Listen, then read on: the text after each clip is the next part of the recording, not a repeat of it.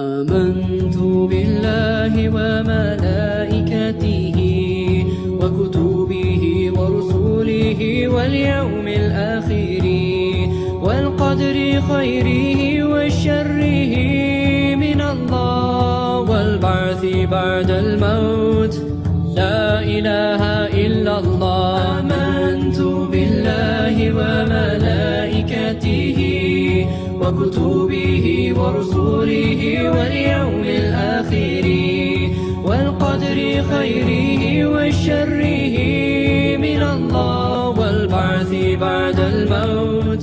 Fidèles téléspectateurs et téléspectatrices de Shalom Télévision, Assalamu alaikum wa rahmatullahi wa barakatuh. Nous sommes heureux ce soir de vous savoir encore nombreux devant vos postes téléviseurs pour le compte de votre émission Pourquoi l'Islam. Pourquoi l'Islam?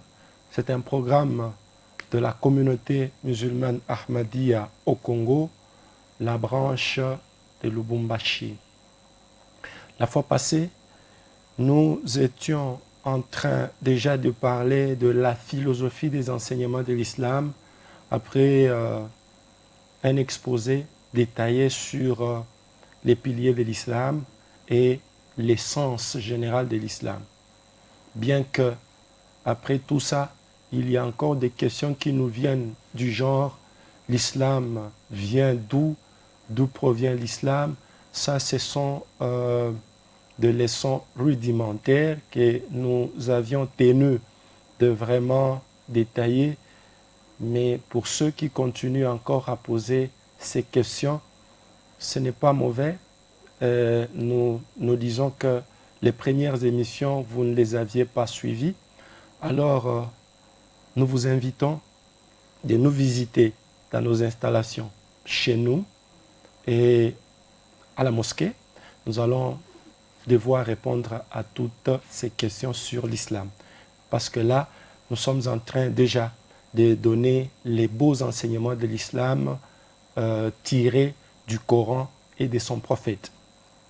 Alors, nous étions déjà en train de parler de la philosophie des enseignements de l'islam, nous basant sur un livre qui parut en 1896 lors de la conférence qui eut lieu en Inde, réunissant les érudits de plusieurs religions. Et pendant cette conférence, chaque érudit devait, dans la mesure du possible, exposer les enseignements de son livre saint. C'est-à-dire, si vous êtes chrétien ou juif, vous utilisez soit la Torah, soit l'évangile, disons, vous utilisez la Bible. Vous êtes musulman, vous utilisez le Coran et vous démontrez à l'assemblée les beaux enseignements de votre religion. Et c'était à l'assemblée de voir quels sont les meilleurs enseignements et choisir lequel suivre. C'était dans l'essence d'établir les vivres en commun, les vivre ensemble avec toutes les religions. Et voilà, aujourd'hui, quand nous revenons sur ce livre, c'est parce que ce livre traite de 5 questions que nous avons jugées importantes, que nous puissions encore revenir dessus. Là, nous avions commencé avec la première question qui avait été proposée déjà à l'avance aux participants et aux intervenants. La question devait parler des états les états naturels, moraux et spirituels de l'homme. Et voilà, c'est les sujets que nous sommes en train de traiter. Qu'est-ce que nous voulons dire par là? Donc ici, chaque religion devait viser la réforme de l'homme partant de ses états naturels vers les états moraux et ensuite faire de l'homme un spirituel en rendant les états moraux en état spirituel.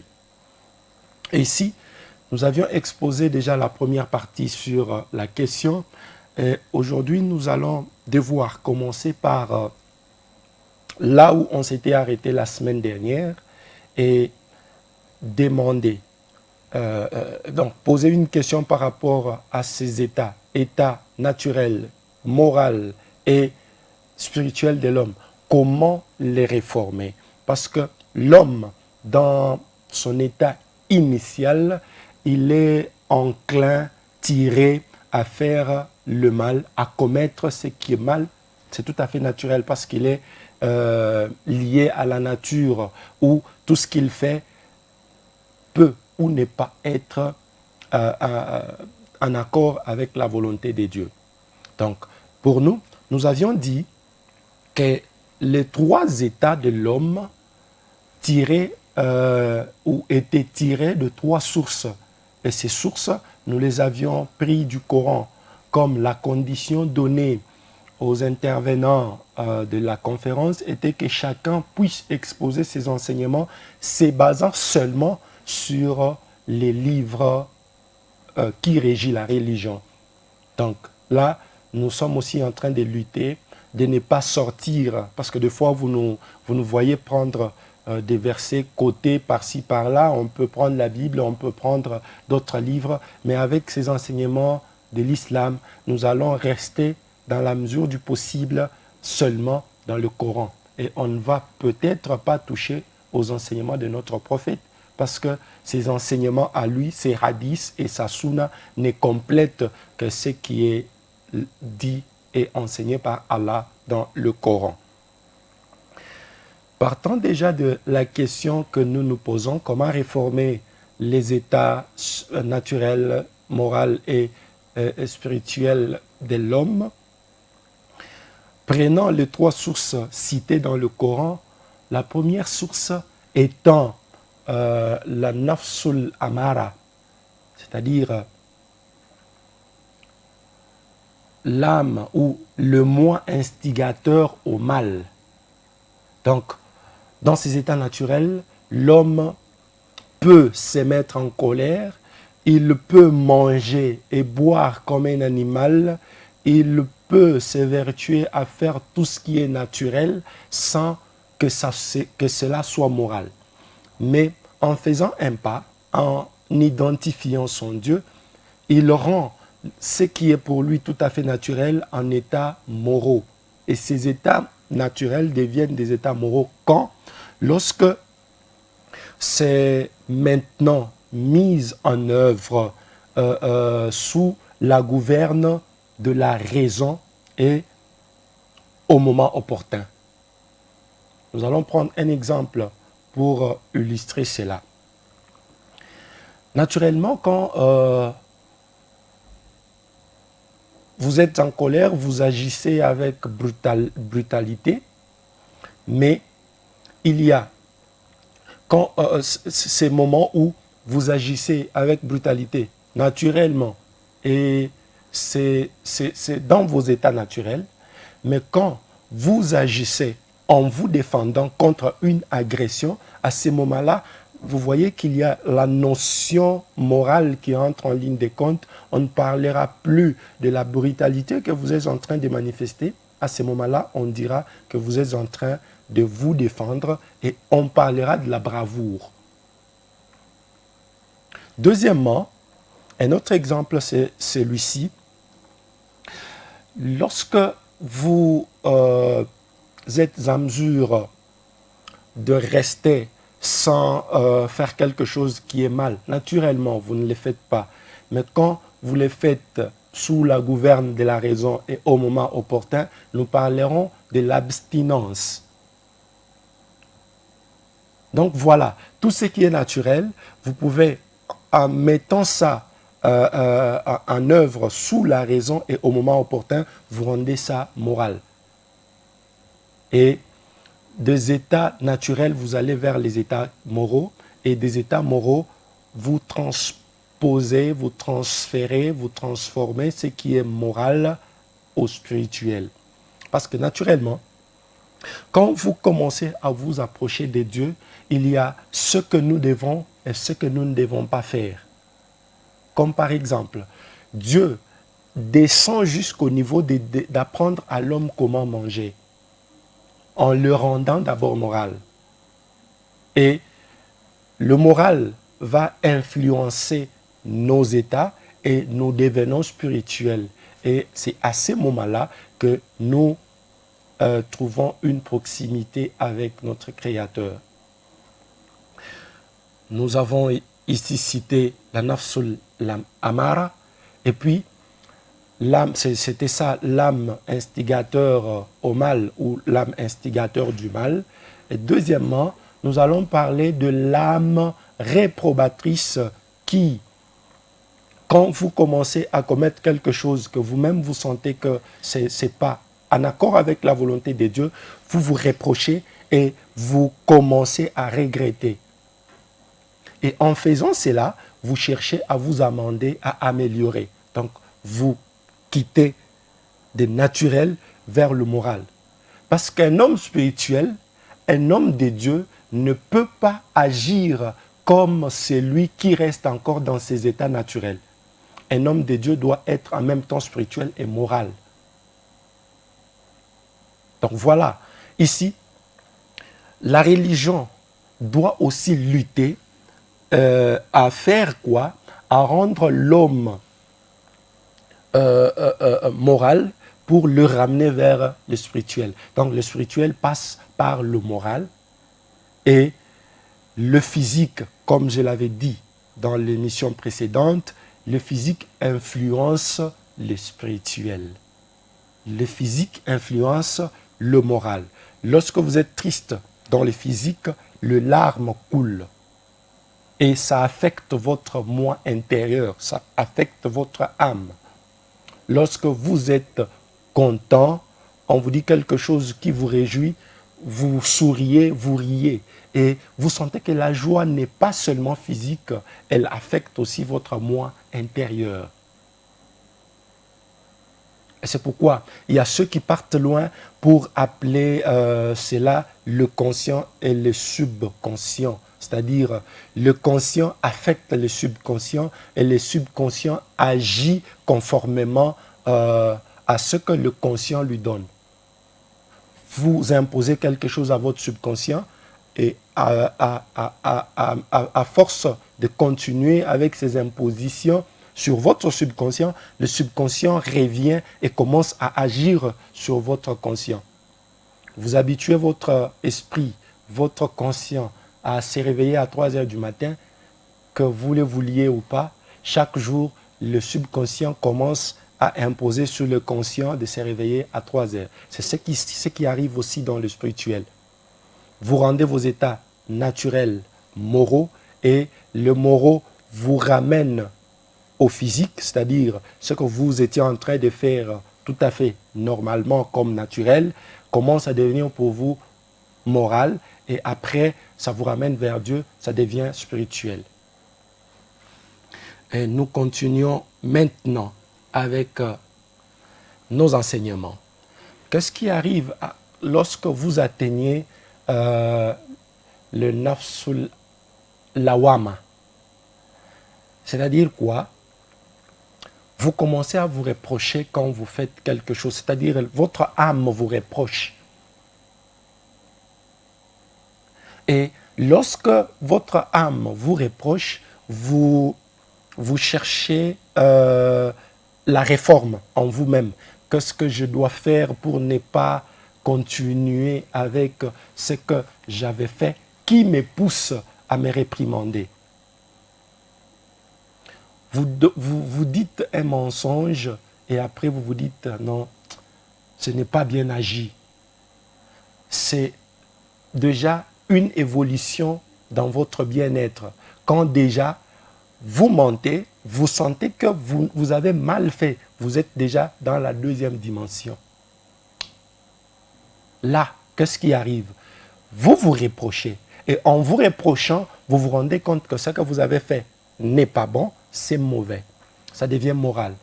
Et vous mettez ces états moraux au service de votre Créateur, ça vous ramène à devenir spirituel. C'est pourquoi celui qui s'interdit de tuer par morale ne sera pas comparé à celui qui s'interdit de tuer parce que Dieu le lui recommande.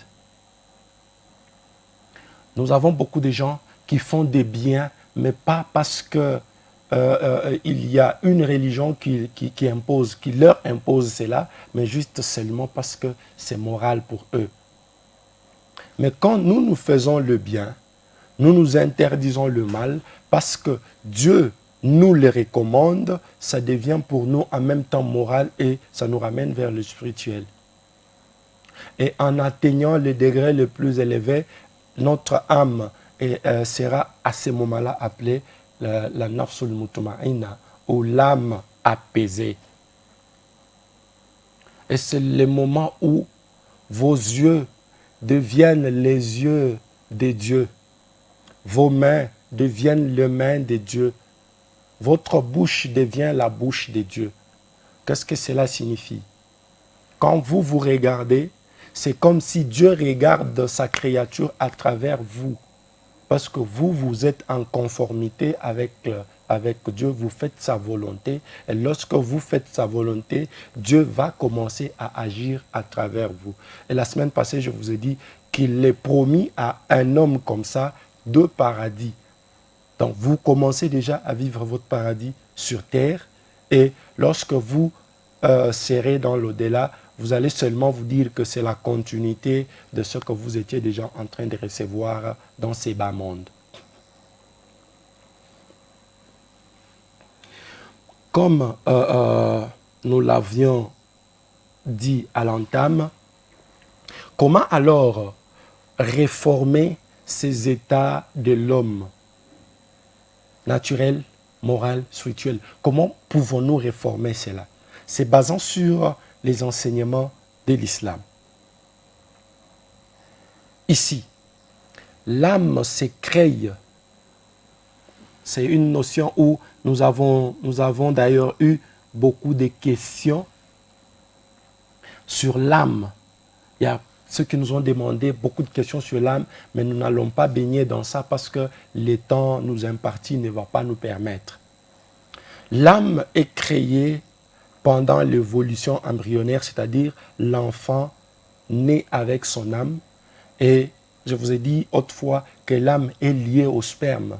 Donc dans le sperme, l'âme accompagne déjà à l'intérieur, mais il va se réveiller à un certain moment, et c'est ces moments-là que Dieu a décrit dans le Coran comme s'il va insuffler son âme dans le corps. C'est-à-dire, pendant l'évolution embryonnaire, de la première minute que la grossesse commence jusqu'à la dernière minute où la femme accouche, qu'est-ce qui arrive? Après 40 jours, 4 mois, après 4 mois et 10 jours, l'enfant est inerte. Il ne bouge pas, il va commencer à bouger lorsque son âme se réveille en lui. Et c'est 4 mois et 10 jours. C'est comme si, pendant ces temps, il est lié à la nature, il évolue comme toute autre créature, mais au 4e mois et au 10e jour du 4e mois, l'enfant reçoit, l'embryon reçoit l'âme. Et Allah dit, « Wa iza sawaitahu wa nafartu fihi min ruhi » Lorsque nous allons finir de constituer son ossature, nous terminons de constituer tout ce qu'il aura comme corps, nous insufflons en lui son âme. Et c'est à ce moment-là qu'Allah même donne l'ordre à toutes les créatures de se soumettre à cette création. Et quand est-ce que toutes ces créatures vont se soumettre à nous comme une meilleure création? Nous disons d'ailleurs que nous sommes créés selon l'image de Dieu. J'avais déjà expliqué cette histoire de l'image de Dieu. Ce n'est pas pour dire que la forme que nous avons, c'est ça la forme de Dieu. C'est métaphorique. Quand est-ce que tous les êtres vont se soumettre à la volonté de l'homme? C'est lorsque l'homme dépasse et domine ses instincts naturels, il devient moral. Et au-delà d'être moral, il devient spirituel. C'est-à-dire, il a dominé ce qui est naturel, il est devenu moral et le moral l'a envoyé vers le spirituel. C'est à ce moment-là que même les anges vont se soumettre à la volonté de l'homme. Donc, c'est pourquoi je vous dis que vos yeux deviennent les yeux de Dieu, votre bouche devient la bouche de Dieu. Parce que quand vous regardez quelque chose avec compassion et que les anges sont sous vos ordres, volontairement ou involontairement, eux vont agir et faire la volonté qui est la vôtre et qui est la volonté de Dieu. De votre bouche, il n'y aura aucun mensonge et tout ce qui va sortir sera pur et c'est la parole de Dieu. Ce que vous allez toucher, vous n'allez pas toucher ce qui est mauvais et vos mains deviennent les mains avec lesquelles Dieu touche. C'est à ces moments-là que toutes les créatures existantes se soumettent à votre volonté. Et quand vous ne le faites pas, vous êtes orgueilleux, comme l'avait fait Iblis, Satan. Lui est devenu orgueilleux, il a refusé de se soumettre. Vous aussi, en faisant ça, vous restez à gauche au lieu d'aller à droite. Parce que devant nous, Dieu a placé le libre arbitre. Nous pouvons choisir d'aller à droite, soit d'aller à gauche ou rester au milieu. Donc ici, l'homme dépasse l'ange. Pourquoi? L'ange, lui, ne fait que la volonté de Dieu. Si vous êtes un ange en charge de la pluie, vous ne pouvez pas faire autre chose que de commander la pluie. Vous êtes l'ange de la mort, vous ne pouvez pas faire autre chose que venir prendre les âmes. Mais nous avons la possibilité de faire le bien et le mal, ce que les anges ne peuvent pas faire. Mais les esprits et les entités contraires, eux, sont là que pour faire le mal. Voilà pourquoi toutes ces créatures-là vont se soumettre à l'homme. Lorsque l'homme dépasse ses instincts naturels, il devient moral et il devient spirituel. Tout se soumet à sa volonté. Et en grandissant maintenant, l'homme atteint la maturité, généralement à 40 ans.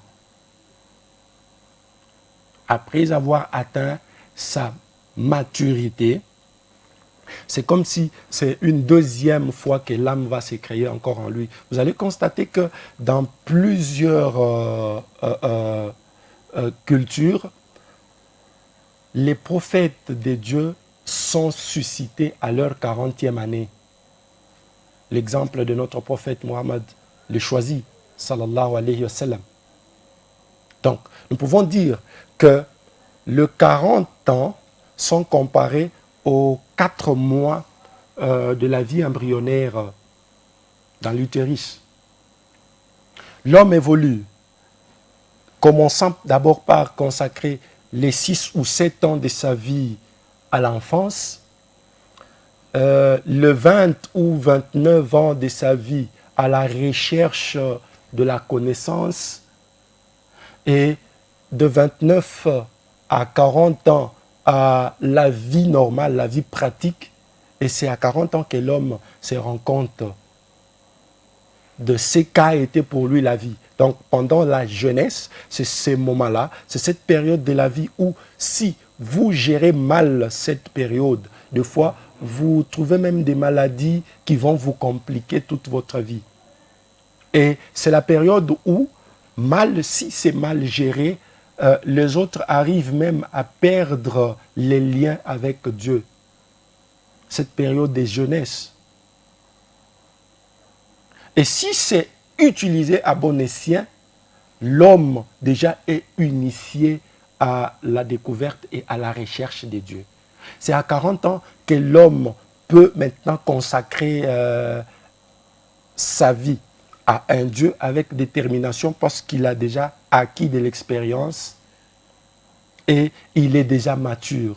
C'est pourquoi pour certains prophètes, pour beaucoup de prophètes, c'est à l'âge de 40 ans que Dieu les appelle.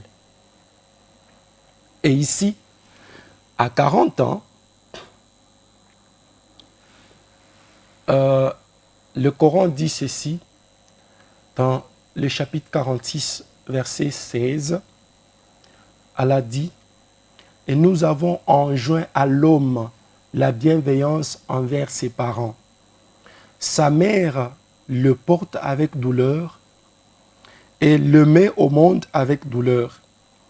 et sa gestation et son sévrage durent 30 mois, jusqu'à ce qu'étant arrivé à sa pleine maturité et ayant atteint l'âge de 40 ans, ils disent, « Mon Seigneur, donne-moi la capacité d'être reconnaissant pour ta grâce que tu m'as accordée, ainsi qu'à mes parents, et de faire de telles bonnes œuvres qui te plaisent, et rends mes descendants pieux pour moi, je me tourne certainement vers toi avec repentir.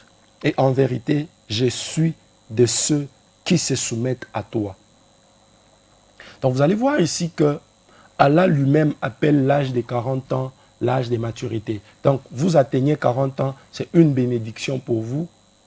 Vous devez maintenant consacrer votre vie à Dieu. Et vous allez voir qu'à ce moment même, quand l'homme commence à se donner à Dieu en ayant déjà la maturité, beaucoup le font avec l'inclinaison vers le bien mondain. Donc quelqu'un peut commencer son histoire, non pour le service de Dieu, mais parce qu'il est en train de viser aussi ses intérêts. Donc il reste encore collé à ce qui était pour lui la vie précédente. Et ici, Dieu dit que nous enjoignons à l'homme la bienveillance. Dieu enjoint à l'homme la bienveillance à cet âge-là. Il lui dit quoi? Sois bienveillant envers tes parents. Et après, il nous rappelle, Dieu rappelle à l'homme la vie qu'il a menée jusqu'ici. Il lui dit, n'oublie pas que ta mère t'a pris, t'a porté avec douleur pendant 9 mois. Il t'a mis au monde avec douleur. Et elle t'a mis au monde avec douleur et ta gestation ainsi que ton sévrage ont duré 30 mois. Vous prenez les 9 mois plus le 21 mois que vont durer normalement, on nous dit, selon la médecine, qu'il est bon de sévrer l'enfant jusqu'à 2 ans. Ici, le Coran nous dit 21 mois. Alors, pendant ces temps, c'est maman qui prend soin de l'enfant. Et jusqu'à arriver à sa pleine maturité. La pleine maturité à ce moment-là, c'est le 40 ans ici, on nous dit, et ayant atteint l'âge de 40 ans, l'homme se rend maintenant compte de grâce que Dieu lui a fait. Il dit, « Mon Seigneur, donne-moi la capacité d'être reconnaissant pour ta grâce que tu m'as accordée. » Donc ici, là, vous pouvez vivre en restant naturel. Et quand vous arrivez à 40 ans, vous allez vous rendre compte que c'est à ce moment-là que vous commencez à incliner vers le soir de votre vie. Parce que la vie, nous disons que pour le moment, l'espérance de vie est estimée à 90 ans. Donc déjà, à 40 ans, vous atteignez la moitié de votre âge. C'est comme l'embryon à 4 mois et 10 jours atteint la moitié de son âge ou de sa vie embryonnaire. Voilà pourquoi, à l'âge de 40 ans, Dieu appelle d'autres personnes et certaines personnes vers son travail. Il a appelé le prophète Mohammed sallallahu alayhi wa sallam à l'âge de 40 ans parce qu'à cet âge, l'homme est déjà mature. Et à ce moment-là, l'homme se rend compte des grâces que Dieu lui a faites jusqu'ici et il demande à son Seigneur de lui accorder la capacité d'être reconnaissant. Parce que quand vous n'êtes pas reconnaissant pour ce que Dieu fait de vous ou ce que Dieu a fait de vous de bon, vous n'allez pas reconnaître sa grandeur. Et après avoir demandé à Dieu de lui accorder la capacité, de reconnaître ses faveurs et ses grâces, il dit que je puisse aussi reconnaître les faveurs que mes parents ont fait. Parce que la maman n'est pas obligée. Elle peut... Vous savez qu'il y a des cas où la mère rejette l'enfant. Mais si votre mère, vos parents en général, vous ont gardé jusqu'à atteindre votre âge mature, vous devez être aussi reconnaissant envers eux. C'est-à-dire rendre la monnaie. Prendre aussi en charge vos parents quand vous atteignez votre maturité. Et faire des bonnes œuvres qui te plaisent. À ce moment-là, l'homme se rend compte de tout ce qu'il a fait dans sa jeunesse. Il voit que ce n'était pas selon ou en concordance avec la volonté de Dieu et il demande à Dieu d'être avec lui et le permettre, l'aider à faire maintenant de bonnes choses qui vont plaire à Dieu. Voilà pourquoi beaucoup se donnent maintenant au service de leur Créateur à cet âge. Et rend mes descendants pieux. C'est comme si moi je n'ai pas été bon en grandissant. Alors ne fais pas que cela soit aussi le cas avec mes descendants. Épargne ma descendance des voies que moi j'avais choisies, les mauvaises voies. Alors maintenant là, ayant atteint la maturité, l'homme dit, je me tourne certainement vers toi avec repentir. L'homme se retourne et il se repent sincèrement. Et Allah dit, et en vérité, je suis de ceux, et Allah dit que l'homme va, en priant, en se repentant, il dit, assurément, je suis de ceux qui se soumettent à toi. En quelque sorte, si nous disons ça en islam, en arabe, c'est-à-dire, et je suis parmi les musulmans, les musulmans. Quand vous vous soumettez, vous devenez musulman. Donc, beaucoup deviennent véritablement musulmans à l'âge de 40 ans.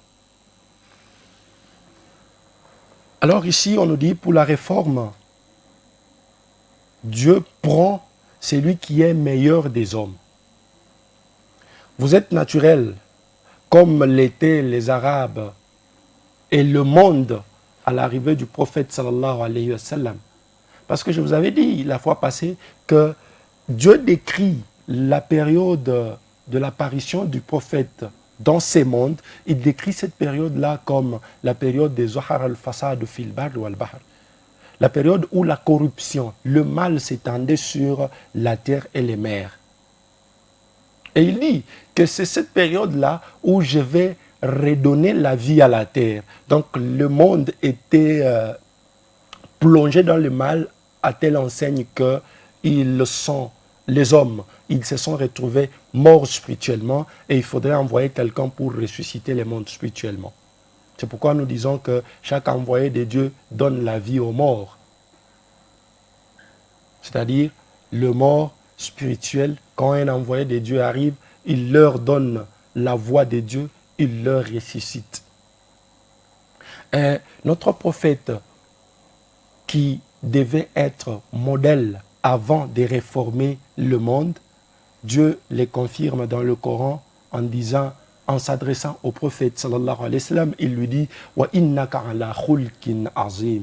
Et assurément, Allah approuve, il dit assurément, toi Muhammad sallallahu alayhi wa sallam, tu as d'excellence, tu as le modèle est très excellent, tu as excellé dans ton comportement. Et il dit encore, laqad kana lakum fi rasulillahi uswatun hasana. Assurément, dans le messager de Dieu, il y a le uswatun hasana, c'est-à-dire il y a un modèle parfait. Pour qui? Liman kana yarjullah, pour tout celui qui espère en Allah. Wal yawmil akhir. Tout celui qui recherche son salut, il doit prendre comme modèle le prophète sallallahu alayhi wa sallam, et celui qui espère avoir le salut le jour, dans l'au-delà, il doit prendre comme modèle le prophète. Donc, avant tout, le prophète était un modèle et il devait maintenant influencer les autres pour réformer leurs inclinaisons naturelles, faire d'eux des hommes moraux et leur rendre des spirituels et les ramener à leur Créateur. Parce que ce qui est visé ici, c'est la proximité avec Dieu. Et avant d'atteindre cette proximité, il faudrait avoir quelqu'un qui vous montre le chemin.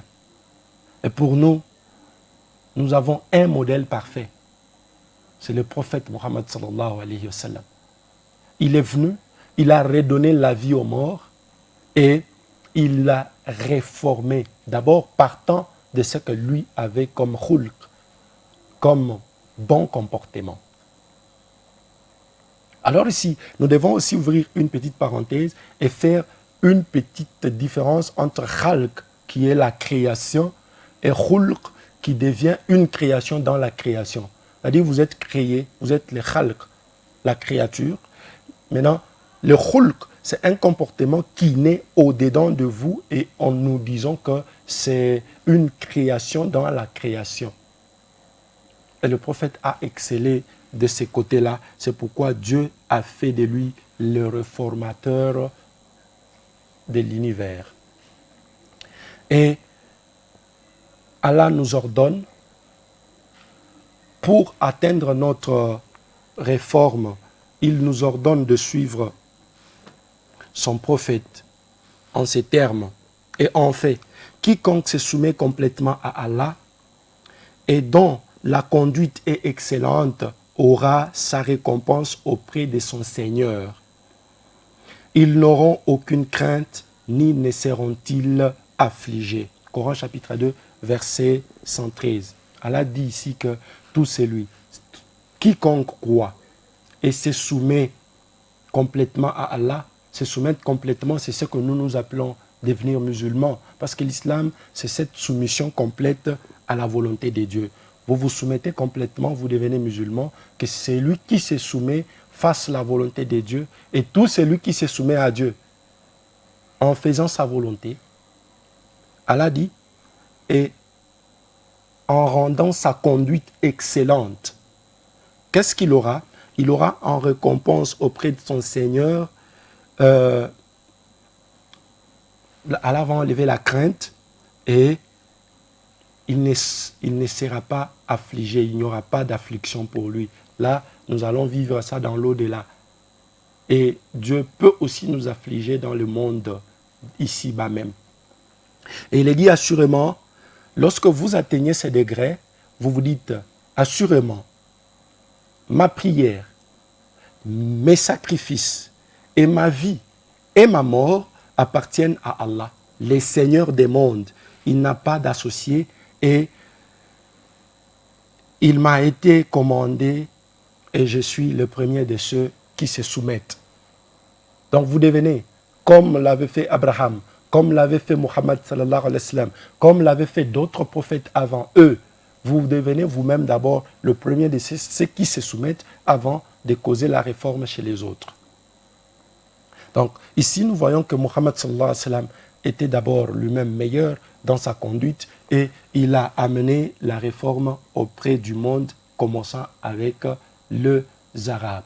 Parce que le but véritable de préceptes coraniques, c'est de corriger les conditions naturelles en les transformant en qualité morale et prendre les qualités morales, rendre ça spirituel.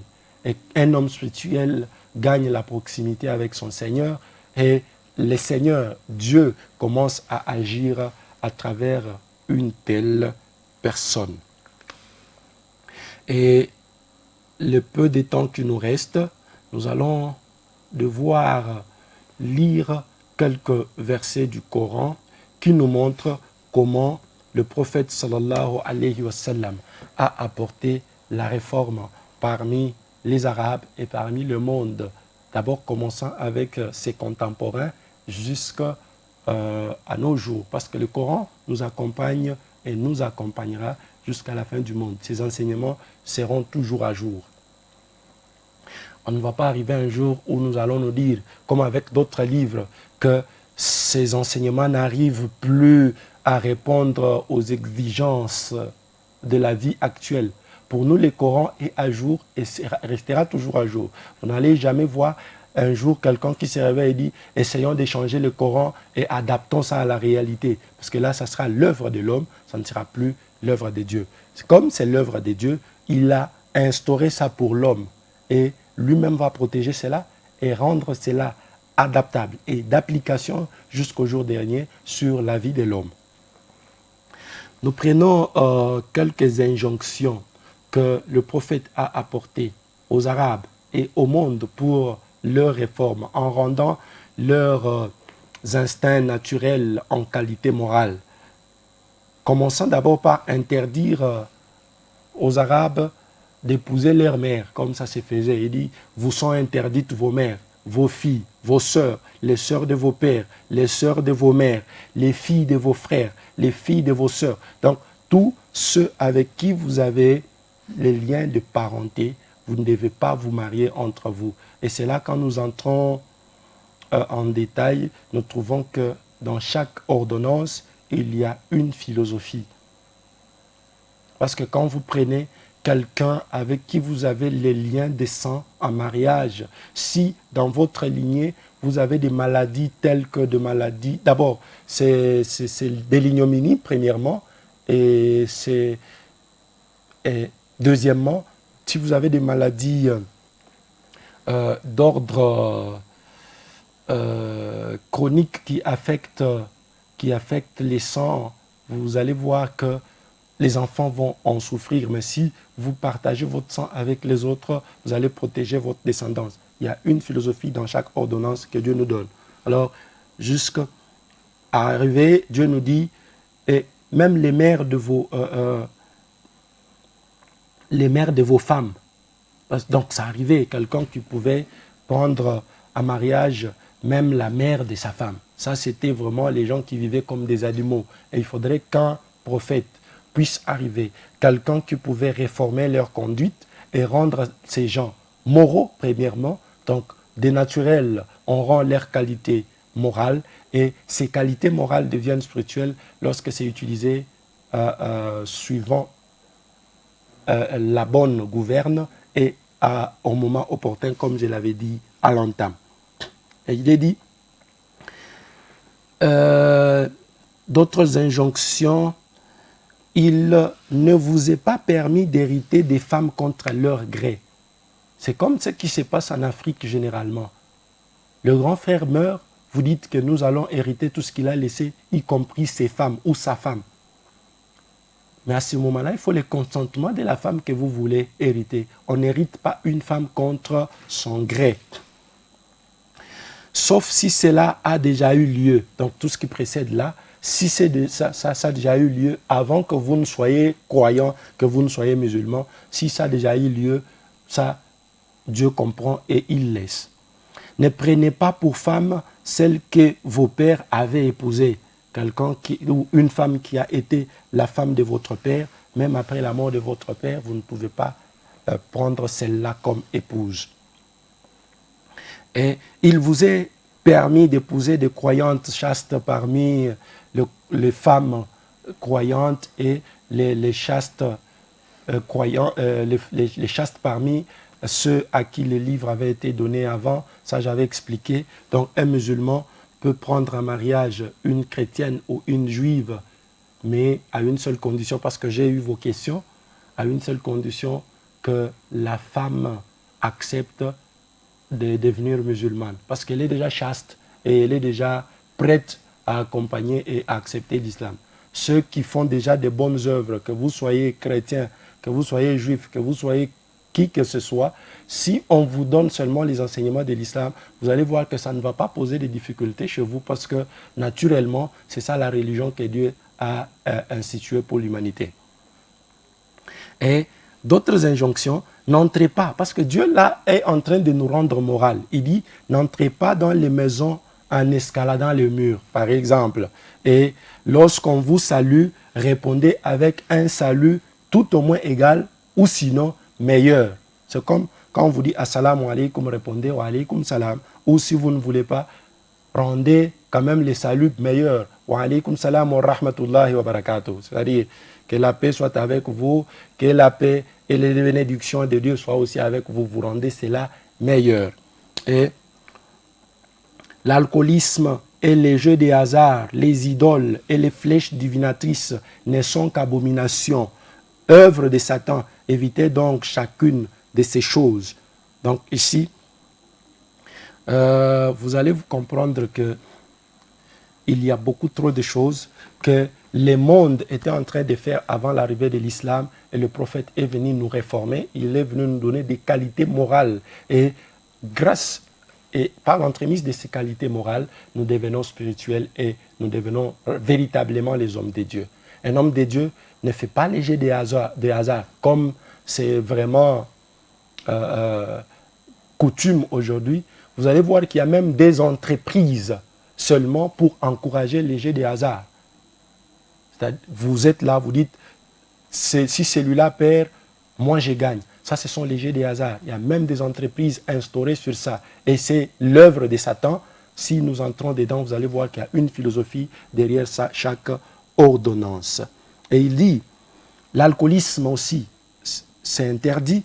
Les jeux des hasards, c'est interdit. Les idoles, l'adoration des idoles, c'est interdit. Et les flèches divinatrices. Quelqu'un qui vous dit, dans votre main, c'est comme l'astrologie. On vous dit, quand je regarde ta main, je trouve que les lignes qui sont dans ta main montrent que tu es ceci, tu auras cela. C'est interdit, c'est l'œuvre de Satan. Vous commencez à suivre ça, vous perdez le royaume des cieux.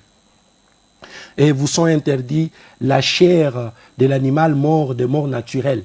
Quand l'animal meurt d'une mort naturelle, son sang infecte la chair. Et quand vous mangez ça, il y a trop de maladies aujourd'hui, entre autres la Covid qui a puni presque le monde, la décennie, dans cette décennie.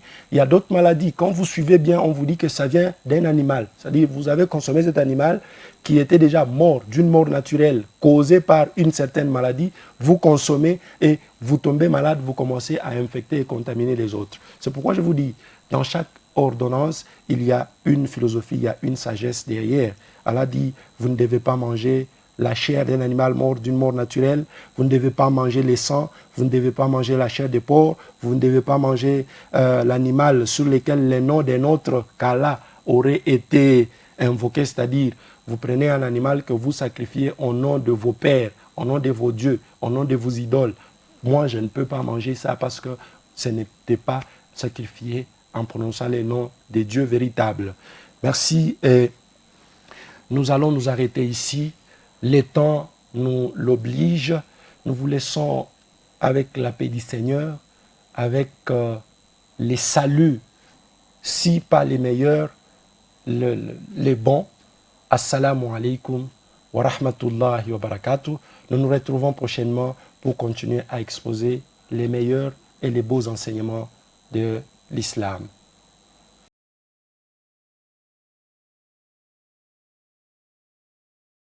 آمنت بالله وملائكته وكتبه ورسله واليوم الآخر والقدر خيره وشره من الله والبعث بعد الموت لا إله إلا الله آمنت بالله وملائكته وكتبه ورسله واليوم الآخر والقدر خيره والشر